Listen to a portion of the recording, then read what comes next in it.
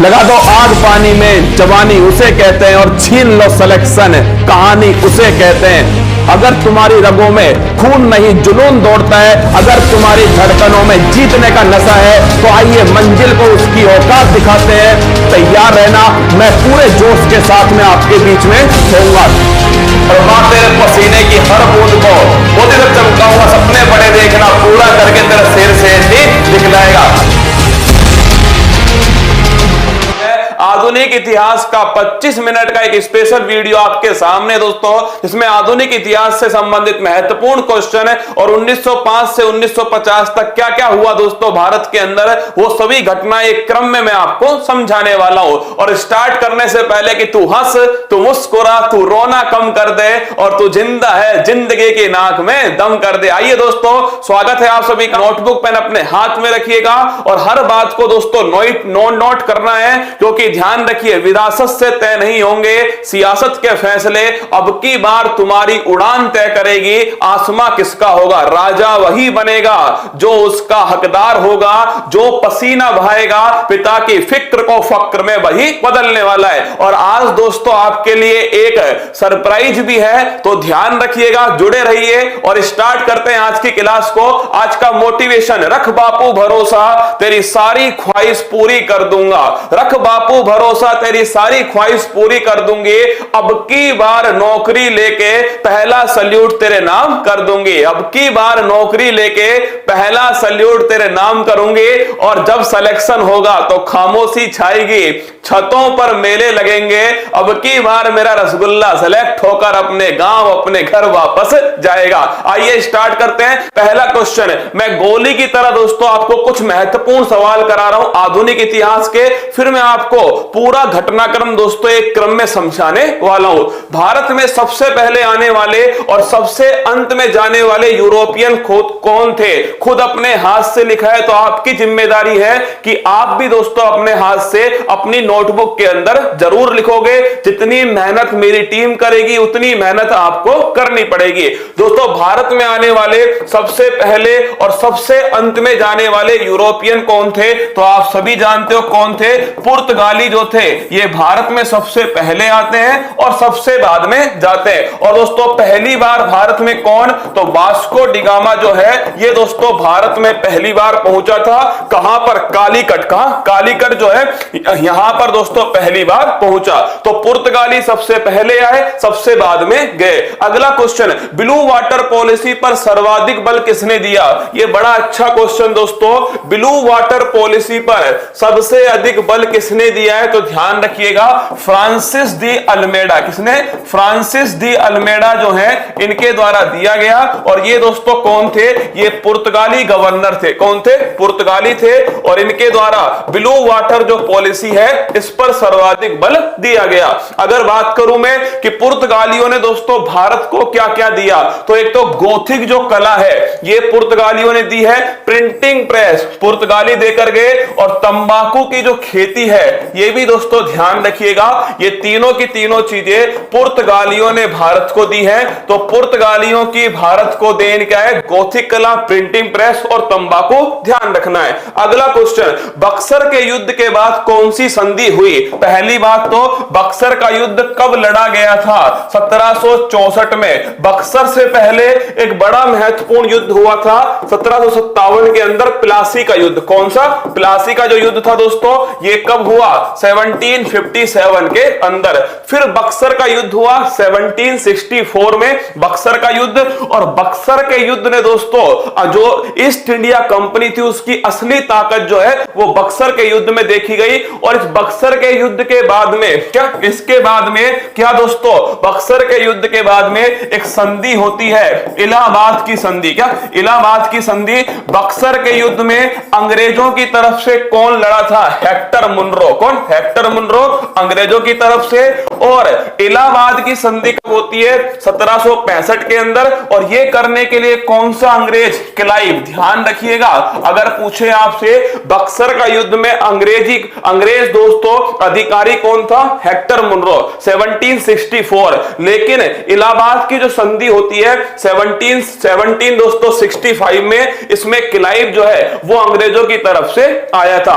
अगला क्वेश्चन देखिए, Lord Wellesley द्वारा सबसे पहले किस राज्य के साथ में सहायक संधि की? अगर मैं पूछूं सहायक संधि स्टार्ट किसने की, तो ध्यान रखना लॉर्ड वेलेस्ली नहीं दोस्तों, झंडूबाम वेलेस्ली ने डुप्ले, किसने की थी? डुप्ले। तो अगर मैं पूछूं आपसे सहायक संधि किसके द्वारा स्टार्ट होती है? डुप्ले के द्वारा स्टार्ट होती है। लेकिन सहायक संधि का सर्वाधिक दोस्तों प्रसार किसने किया? वो किया वेलेस्ली। किसने किया? वेलेस्ली ने। और अगर पूछे पहली सहायक संधि किसके साथ होती है? हैदराबाद। ध्यान रखिएगा 1798 में हैदराबाद के साथ में पहली सहायक संधि होती है। अगला क्वेश्चन देखिए, अवध में कुशासन किस रिपोर्ट के आधार पर तय करके ब्रिटिश साम्राज्य में विलय किया गया? अवध का दोस्तों विलय किस आधार पे हुआ था? कुशासन के आधार पर। और ये रिपोर्ट किसकी थी? आउट्रम की रिपोर्ट। किसकी? जो आउट्रम है, इस आउट्रम की रिपोर्ट के आधार पर अवध में दोस्तों यह सिद्ध किया गया कि अवध में क्या है? कुशासन है। और दोस्तों इसी रिपोर्ट के आधार पर डलहौजी ने अवध का विलय किसमें कर दिया? ब्रिटिश साम्राज्य में कर दिया। डलहौजी की नीति थी दोस्तों व्यापगत की नीति, हड़प की नीति। ध्यान रखिएगा डलहौजी की नीति का नाम क्या है? व्यापगत की नीति, हड़प की नीति। इंग्लिश में ध्यान रखना डॉक्ट्राइन ऑफ लैप्स। क्या? Doctrine of lapse. ये जो नीति है वो किसकी है? डलहौजी। और डलहौजी ने इसी नीति का पालन करते हुए, क्या इसी नीति का पालन करते हुए ध्यान रखना 17 को 1848 में दोस्तों भारत में आपके ब्रिटिश साम्राज्य में विलय किया। झांसी, ये दोस्तों गोद निषेध प्रथा, किसके आधार पर? गोद निषेध प्रथा के आधार पर विलय होता है झांसी। और अगर पूछूं आपसे यहीं पर दोस्तों कि जब अवध का विलय हो गया तो अवध की तरफ से 1857 की क्रांति में कौन उतरती है? बेगम हजरत महल। ध्यान रखिएगा अवध की तरफ से 1857 की क्रांति में कौन आती है दोस्तों? बेगम हजरत महल जो है ये आती है अवध की तरफ से 1857 की क्रांति में। तो ध्यान रखिएगा 17 दोस्तों 1848 झांसी का विलय गोद निषेध प्रथा के आधार पर। बंगाल के पहले गवर्नर कौन थे? तो ध्यान रखना बंगाल के पहले गवर्नर थे क्लाइव। तो बंगाल के पहले गवर्नर क्लाइव थे। बंगाल के पहले गवर्नर जनरल कौन है? कमेंट बॉक्स में छाप दो पहले गवर्नर जनरल कौन है। भारत के दोस्तों पहले गवर्नर जनरल कौन है? William Bentinck. कौन है? William Bentinck. ये भारत के दोस्तों पहले गवर्नर जनरल है। और भारत के पहले वायसराय कौन है? तो ध्यान रखिएगा यह है दोस्तों कैनिंग। कौन है? कैनिंग। तो ये चारों सवाल जो है ना वो घूम फिर के आपके एग्जाम में देखने को मिलते हैं कि बंगाल का पहला गवर्नर क्लाइव है। अगला क्वेश्चन है बंगाल का पहला गवर्नर जनरल कौन है दोस्तों? हेस्टिंग्स है। क्या? हेस्टिंग्स जो है ये बंगाल का पहला गवर्नर जनरल। भारत का पहला गवर्नर जनरल विलियम बेंटिंग है। और दोस्तों भारत का पहला वायसराय कौन है? कैनिंग। 1857 की जो क्रांति थी ना वही दोस्तों ध्यान रखिएगा कैनिंग है ना। 1857 की क्रांति इसी समय दोस्तों कौन है? कैनिंग। अगला क्वेश्चन है भू राजस्व व्यवस्था आपने सुनी होंगी। 3 भू राजस्व व्यवस्था थी, एक तो स्थायी बंदोबस्त, एक रैयतवाड़ी और एक महलवाड़ी। आपसे पूछ सकता है इन तीनों व्यवस्था को किसके द्वारा स्टार्ट किया गया? मान लेते हैं दोस्तों ये मान लीजिए आप ऐसा कुछ भारत है। क्या ये भारत है? और इस भारत के अंदर यहां पर दोस्तों कौन सी व्यवस्था है? स्थायी बंदोबस्त है। मतलब जो बंगाल वाला इलाका है यहां पर व्यवस्था आती है स्थायी बंदोबस्त। नीचे की साइड दोस्तों कौन सी आती है? तो ध्यान रखिएगा रैयतवाड़ी। कौन सी है? रैयतवाड़ी दोस्तों यहां आती है। और इधर की साइड कौन सी है? तो यहां मान लेते हैं दोस्तों यहां है महलवाड़ी। कौन सी? महलवाड़ी। तो स्थायी बंदोबस्त जो है यह व्यवस्था किसके द्वारा आई? तो लिखिए ये दोस्तों कॉर्नवालिस। किसके द्वारा आती है? कॉर्नवालिस के द्वारा स्थायी बंदोबस्त व्यवस्था आती है। कॉर्नवालिस, इसे जमींदारी व्यवस्था भी कहा जाता है। क्या इसे जमींदारी व्यवस्था भी कहा जाता है? कॉर्नवालिस है। अगर पूछे रैयतवाड़ी दोस्तों किसके द्वारा आती है, तो ध्यान रखिएगा रैयतवाड़ी जो है ये रीड और मुनरो के द्वारा रैयतवाड़ी व्यवस्था आती है। और अगर पूछे महलवाड़ी किसके द्वारा आती है, तो लिखना दोस्तों होल्ट मैकेंजी जो है इनके द्वारा महलवाड़ी व्यवस्था आती है। तीनों ध्यान रखना।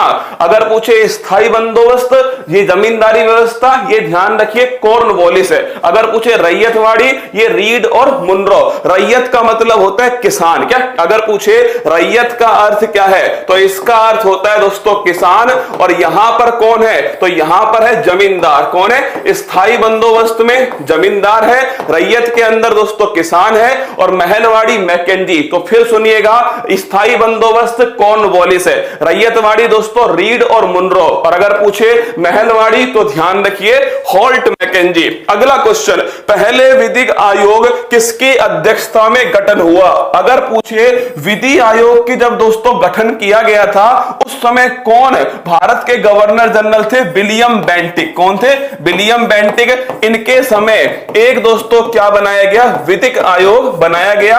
अगर पूछे आपसे इस विधि आयोग के अध्यक्ष कौन थे, तो ध्यान रखिएगा झंडूबाम मेकाले, ये दोस्तों इसके अध्यक्ष थे विधि आयोग के। तो पहले विधिक आयोग के अध्यक्ष कौन है, मेकाले। ये वही मेकाले है दोस्तों जिसने कहा था ना कि दोस्तों पूरे भारत की जो आपके जितना भी दोस्तों ज्ञान है वो यूरोप की एक लाइब्रेरी के एक दोस्तों एक आपके खाने के बराबर नहीं है। ये किसने कहा था, मेकाले ने कहा था। और विधि आयोग के अध्यक्ष थे किसके समय, वेंटिक के समय दोस्तों इसका गठन हुआ था। समाचार पत्रों का मुक्तिदाता किसे कहते हैं, खतरनाक क्वेश्चन। क्या कतई जहर प्रश्न है कि समाचार पत्रों का मुक्तिदाता, इससे पहले पढ़ना पड़ेगा वर्नाकुलर प्रेस एक्ट दोस्तों ये किसके समय आया था, तो लिखिएगा ये आया था लिटन। किसके समय, लिटन के समय। और कब की बात है, 1878 के समय। तो अगर पूछे आपसे समाचार पत्रों का मुक्तिदाता किसे कहा जाता है, तो ध्यान रखिए ये कहते हैं दोस्तों किसे, मैटकॉफ। किसे कहते हैं, चार्ल्स मैटकॉफ जो है इसे कहते हैं समाचार पत्रों का मुक्तिदाता। तो अगर आपसे पूछे समाचार पत्रों का मुक्तिदाता किसे कहते हैं, चार्ल्स मैटकॉफ को। और अगर सवाल पूछे वर्नाकुलर प्रेस एक्ट दोस्तों, समाचार पत्र जो है उनका दोस्तों गला घोटने वाला एक्ट कौन सा है, वो ध्यान रखिएगा वर्नाकुलर प्रेस एक्ट। और 1878 का किसके समय, ये दोस्तों ध्यान रखिएगा लिटन के समय। और अगर पूछे ना अपील ना दलील का कानून, ये है दोस्तों 1999। याद करो 1999 1919 का। अगर पूछे रोलेट एक्ट, कौन सा, रोलेट एक्ट जो है ना अपील ना दलील काला कानून। क्या, ना अपील ना दलील काला कानून किसे कहते हैं, रोलेट एक्ट। 3 सवाल लिखा है मैंने आपको। वर्नाकुलर प्रेस एक्ट किसके समय दोस्तों, ये लिटन के समय। अगला क्वेश्चन, समाचार पत्रों का मुक्तिदाता चार्ल्स मैटकॉफ। और अगला क्वेश्चन, ना अपील ना दलील का कानून, ये दोस्तों ध्यान रखिएगा रोलेट एक्ट। कौन सा, रोलेट एक्ट। वुड डिस्पैच का संबंध किससे है, तो वुड डिस्पैच का संबंध शिक्षा से। किससे, शिक्षा से। और अगर पूछे आपसे ये कब आया, 1854। और दोस्तों किसके समय, डलहौजी के समय। किसके, डलहौजी के समय 1854 में शिक्षा से संबंधित कौन सा है, वुड डिस्पैच। सीधा सवाल आएगा वुड डिस्पैच दोस्तों किसे कहते हैं, तो 1854 में शिक्षा से संबंधित है और दोस्तों डलहौजी के समय आया था। जनगणना का प्रारंभ, अब देखिए 4 क्वेश्चन फिर आपके सामने। जनगणना का प्रारंभ कब हुआ, तो लिखना ये हुआ दोस्तों मेयो के काल में। कब, मेयो के काल में 1872। लेकिन अगर पूछे दशकीय आधार पर जनगणना का प्रारंभ कब हुआ, तो ध्यान रखिएगा रिपन के समय। और पहली बार कब हुआ, 1881 में हुआ। स्थानीय स्वशासन का जनक, ये भी दोस्तों किसे कहते हैं, रिपन को कहा जाता है स्थानीय स्वशासन का जनक है। और अगर पूछे ओवन मेरिडिथ के नाम से किसे जाना जाता है? ओवन मेरिडिथ दोस्तों संगीत के क्षेत्र में, और किसे जानते हैं? तो ध्यान रखिएगा, लिटन को दोस्तों इसके नाम से जाना जाता है। तो पहला क्वेश्चन आपसे कि जनगणना का प्रारंभ मई 1872 में, दशकीय जनगणना ये दोस्तों रिपन, ध्यान रखना 1881 में। स्थानीय स्वशासन का जनक रिपन दोस्तों, ध्यान रखिएगा। और ओवन मेरिडिथ संगीत के क्षेत्र में लिटन को कहा जाता है। अगला क्वेश्चन देखिए, कांग्रेस की स्थापना किस वायसराय के समय हुई थी? तो अगर पूछे आपसे कांग्रेस की स्थापना कब होती है? 1885। और दोस्तों वायसराय कौन थे? डफरिन जो है वो उस समय दोस्तों वायसराय थे। इसीलिए कांग्रेस को किसके मस्तिष्क की उपज कहा जाता है? डफरिन के। ध्यान रखना, ये पूरी की पूरी लाइन आती है कि कांग्रेस डफरिन के मस्तिष्क की उपज है। क्या कांग्रेस डफरिन के मस्तिष्क की उपज है? ये पूरी लाइन आपको ध्यान रखनी है। कांग्रेस की स्थापना 1885 में डफरिन के कार्यकाल में होती है। अगला, भारतीय पुरातत्व सर्वेक्षण विभाग, ये बड़ा अच्छा क्वेश्चन है। एक पेपर में दोस्तों सीधा पूछा गया कि इंडियन आर्कियोलॉजिकल सर्वे डिपार्टमेंट, इसकी जो स्थापना है वो किसके कार्यकाल में हुई थी? ध्यान रखना, करजन के कार्यकाल में। किसमें दोस्तों? जो आपके करजन था, इसके कार्यकाल में 1904 में भारतीय पुरातत्व सर्वेक्षण विभाग, इंडियन आर्कियोलॉजिकल सर्वे डिपार्टमेंट जो है, इसकी स्थापना, अरे स्थापना किसके समय हुई? ए दोस्तों ध्यान रखना, डफरिन के समय। स्थापना किसने की? एओहूम ने। दोनों सवाल अलग है रसगुल्ला। कांग्रेस की स्थापना किस वायसराय के समय हुई? तो रामफल डफरिन। क्या डफरिन है? और अगर पूछे किसने की, तो ध्यान रखिएगा ये किसने दोस्तों? एओहूम जो है, इनके द्वारा स्थापना की गई। दोनों पॉइंट ध्यान रखना। अगर पूछे भारतीय पुरातत्व सर्वेक्षण विभाग दोस्तों, ये करजन के समय आया था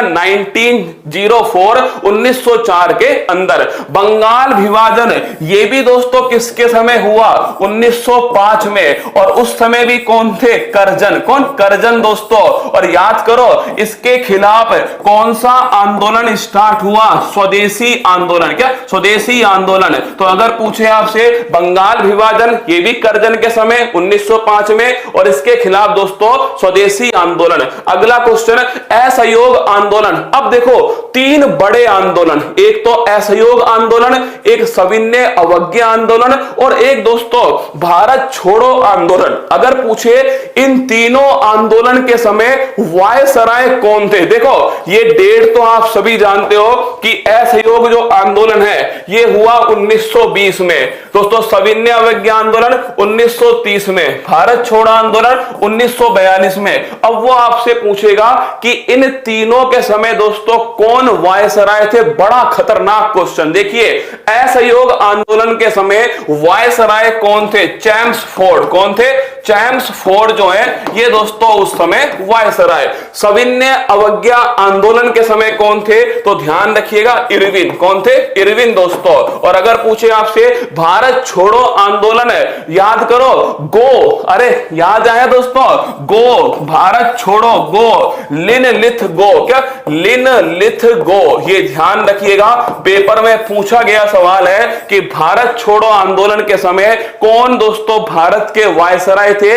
लिन लिथ गो। क्या लिन लिथ गो? तो ध्यान रखिए भारत छोड़ो गो, असहयोग आंदोलन चैम्सफोर्ड। क्या चैम्सफोर्ड, सविनय अवज्ञा इरविन, और अगर पूछे आपसे भारत छोड़ो आंदोलन लिन लिथ गो। अगला क्वेश्चन, रेलवे बोर्ड का गठन किस आयोग की सिफारिश पर हुआ? तो ध्यान रखिए रेलवे बोर्ड का जो गठन है ये दोस्तों रॉबर्टसन आयोग की सिफारिश पर हुआ है। रेलवे बोर्ड का गठन किस आयोग की? रॉबर्टसन आयोग की सिफारिश पर रेलवे बोर्ड का दोस्तों गठन किया गया। ध्यान रखिए अगला क्वेश्चन देखिए। अब देखिए आधुनिक इतिहास में आपको एक समय सारणी में दोस्तों 1905 से 1949 तक पूरा समय सारणी के अंदर पढ़ाने वाला हूं। तो अब आपके सामने आधुनिक इतिहास अगले 5-7 मिनट में आपकी मुट्ठी में होगा और आपके अंदर अगर हौसला है जीतने का, अगर जुनून पागलपन है जीतने का, तो आपका इस क्लास में दिल खोलकर स्वागत है।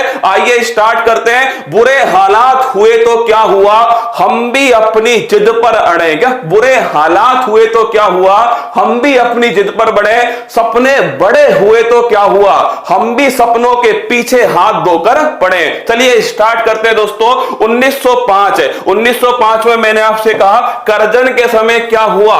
करजन के समय दोस्तों बंगाल विभाजन की घोषणा होती है 1905 के अंदर। और अगर पूछे इस बंगाल विभाजन के खिलाफ स्वदेशी जो आंदोलन है, इस आंदोलन में दोस्तों विदेशी वस्तुओं का बहिष्कार कब से स्टार्ट हुआ, तो ध्यान रखिएगा विदेशी वस्तुओं का जो बहिष्कार है ये 7 अगस्त 1905 से स्टार्ट हुआ। इसीलिए 7 अगस्त को दोस्तों हैंडीक्राफ्ट डे जो है बनाया जाता है। और अगर तुम्हें याद हो 7 अगस्त 1905 को कलकत्ता के टाउन हॉल, कहां, कलकत्ता के जो टाउन हॉल है यहां से दोस्तों स्टार्ट हुआ बंगाल विभाजन का विरोध। और 16 अक्टूबर 1905 ये बंगाल विभाजन की डेट रखी गई। तो अगर आपसे पूछे बंगाल विभाजन की डेट दोस्तों कब रखी गई थी, तो ये डेट थी 16 अक्टूबर 1905। इसीलिए इस दिन रक्षाबंधन दोस्तों बनाया गया 16 अक्टूबर 1905। तो स्टार्ट करते हैं 1905 में बंगाल विभाजन, इसके खिलाफ दोस्तों क्या है, इसके खिलाफ ध्यान रखना स्वदेशी आंदोलन। 1907 में सूरत अधिवेशन है। अरे कांग्रेस के नरम दल और गरम दल के बीच में ब्रेकअप, सैया जी ने ब्रेकअप कर लिया सूरत अधिवेशन में। जैसे ही सूरत देखी वैसे ही दोस्तों ब्रेकअप। क्या नरम दल और जो गरम दल था, इस नरम दल और गरम दल में जो ब्रेकअप है दोस्तों ये 1907 में सूरत अधिवेशन में होता है। और इस समय कौन दोस्तों कांग्रेस के अध्यक्ष थे, तो लिखिएगा रास बिहारी जो है वो दोस्तों इस समय कांग्रेस के अध्यक्ष थे। 1909 के अंदर होता है मार्ले मिंटो एक्ट। कौन सा, मार्ले मिंटो एक्ट 1909। और इसी में भारत में सांप्रदायिक निर्वाचन प्रणाली जो है स्टार्ट होती है। इसके बाद में 9 जनवरी 1915 गांधीज बैक। क्या दोस्तों, गांधीज बैक 9 जनवरी 1915 गांधी जी वापस आते हैं कहां से, साउथ अफ्रीका से। जैसे आज दोस्तों कालिया इज बैक, ऐसे 9 जनवरी 1915 को गांधी इज बैक है, गांधी जी वापस आते हैं। इसीलिए 9 जनवरी को प्रवासी भारतीय दिवस बनाया जाता है। अब दोस्तों गांधी का जो कार्यक्रम है वो स्टार्ट होगा 1916 में। ध्यान रखिएगा लखनऊ अधिवेशन होता है। जो ब्रेकअप हुआ था ना दोस्तों, वो ब्रेकअप पेचअप में बदल गया। नरम दल और गरम दल उनका दोस्तों क्या हो गया, नरम दल और गरम दल का आपस में विलय हो गया। इसके साथ में कांग्रेस और मुस्लिम लीग इनका भी दोस्तों आपस में समझौता हो गया। और इस समय दोस्तों कौन इसके अध्यक्ष थे, अंबिका चरण मजमूदार। कौन, अंबिका चरण मजमूदार जो है ये दोस्तों ध्यान रखिएगा लखनऊ अधिवेशन के अध्यक्ष है। और home rule league movement Annie Besant और बाल गंगाधर तिलक, इन्होंने दोस्तों कौन सा स्टार्ट किया, होम रूल लीग मूवमेंट। अगला क्वेश्चन है 1917 के अंदर चंपारण जो है, क्या 1917 में दोस्तों चंपारण बिहार में गांधी जी ने पहला सत्याग्रह किया 1917 में नील की खेती के खिलाफ है। 1919 में रोलेट एक्ट आया, ना अपील ना दोस्तों दलील का कानून, 1919 रोलेट एक्ट। इसके विरोध में जलियांवाला बाग दोस्तों हत्याकांड याद करो, ये कब होता है, 13 अप्रैल 1919 को पंजाब के अमृतसर में जलियांवाला बाग दोस्तों हत्याकांड। और अगर पूछे आपसे मॉन्टेग्यू चेम्सफोर्ड एक्ट, ये भी दोस्तों ध्यान रखिएगा 1919 का अधिनियम है, मॉन्टेग्यू चेम्सफोर्ड अधिनियम। तो 1919 में Rowlatt Act, Montagu Chelmsford Act और दोस्तों जलियांवाला बाग। अगला 1920 में होता है असहयोग आंदोलन, गांधी जी के द्वारा 1920 में असहयोग। और इसको रोकने के लिए फरवरी 2022 में क्या आता है दोस्तों, किसको रोकने के लिए? चोरी चोरा घटना। कहां की घटना है ये दोस्तों ध्यान रखिएगा, गोरखपुर। कहां की है? गोरखपुर की घटना है, चोरी चोरा घटना, और इसी घटना से असहयोग आंदोलन समाप्त हुआ। इसके बाद में 1923 में स्वराज पार्टी, चित्तरंजन दास और मोतीलाल नेहरू जो है, इन दोनों के द्वारा दोस्तों कौन सी पार्टी बनती है? 1923 में स्वराज पार्टी। 1924 में बेलगाम अधिवेशन, महात्मा गांधी जी के द्वारा पहली बार कांग्रेस की अध्यक्षता कर्नाटक के बेलगाम में होती है। इसके बाद में 1925 में कानपुर अधिवेशन, सरोजनी नायडू जो है ये दोस्तों अध्यक्षता करती है किसकी? कांग्रेस की अध्यक्षता करती है। इसके बाद में 9 अगस्त 1925 है, ध्यान रखिएगा, 9 अगस्त 1925 को काकोरी ट्रेन डकैती, राम प्रसाद बिस्मिल, चंद्रशेखर आजाद, अशफाक उल्ला खान, राजेंद्र लाहड़ी, ये सभी दोस्तों शामिल थे काकोरी ट्रेन डकैती के अंदर। और 1927 में दोस्तों आपके साइमन कमीशन जो है इसका होता है गठन है। और साइमन कमीशन भारत दोस्तों कब आया? 1928 में आया, और साइमन गो बैक के नारे लगाए गए। अगला क्वेश्चन, नेहरू रिपोर्ट है जवाब दोस्तों मोतीलाल नेहरू के द्वारा 1928 में रखी गई। लाहौर अधिवेशन ये 1929 है, पूर्ण स्वराज की मांग, और कौन इसके अध्यक्ष थे? जवाहरलाल नेहरू दोस्तों इस लाहौर अधिवेशन के अध्यक्ष थे। इसके बाद में दांडी यात्रा कब स्टार्ट होती है? दांडी यात्रा दोस्तों ध्यान रखिएगा 12 मार्च 1930 से 6 अप्रैल 1930 तक चलती है दांडी यात्रा। और दोस्तों साबरमती आश्रम से दांडी तक चलती है नमक कर तोड़ो आंदोलन, सविनय अवज्ञा आंदोलन, यह भी 1930 में स्टार्ट हुआ। और इसके बाद में दोस्तों होता है 5 मार्च 1931, ध्यान रखिएगा ये 5 मार्च 1931 गांधी इरविन समझौता। क्या? गांधी इरविन समझौता 5 मार्च 1931 को। और इसके बाद में 23 मार्च 1931 है वो दोस्तों मोहब्बत भी बड़ी कमाल की रही होगी, जिसका हीर जो है क्या, जिसका हीर आजादी और जिसका रांझा भगत सिंह रहा होगा। 23 मार्च 1931 भगत सिंह, राजगुरु और सुखदेव इन्हें दोस्तों फांसी होती है। और 1931 के अंदर कराची अधिवेशन सरदार वल्लभ भाई पटेल की अध्यक्षता में होता है। और ध्यान रखना महात्मा गांधी जी को काले झंडे दिखाए जाते हैं। 1932 में यरबदा जेल पुणे में पूना पैक्ट होता है, और किसके बीच में? महात्मा गांधी और डॉक्टर भीमराव अंबेडकर। 1940 में दोस्तों अगस्त प्रस्ताव आता है, और 9 अगस्त 1942 को भारत छोड़ो जो आंदोलन है, करो या मरो दोस्तों स्टार्ट होता है। इसके बाद में मार्च 1946 में कैबिनेट मिशन, क्या कैबिनेट मिशन संविधान सभा का निर्माण होता है। और इसके बाद में दोस्तों 9 दिसंबर 1946 को संविधान सभा की पहली बैठक है,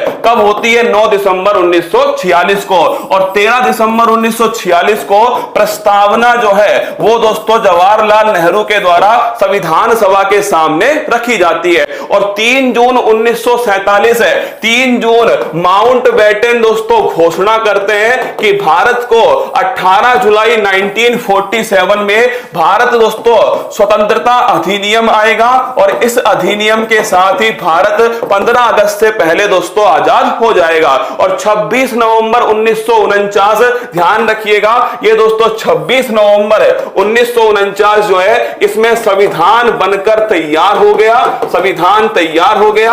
और 26 जनवरी 1950 को संविधान जो है दोस्तों ये लागू हो गया, 26 जनवरी 1950 को। ये कालक्रम था जो मैंने आपको 5 मिनट के अंदर समझा दिया।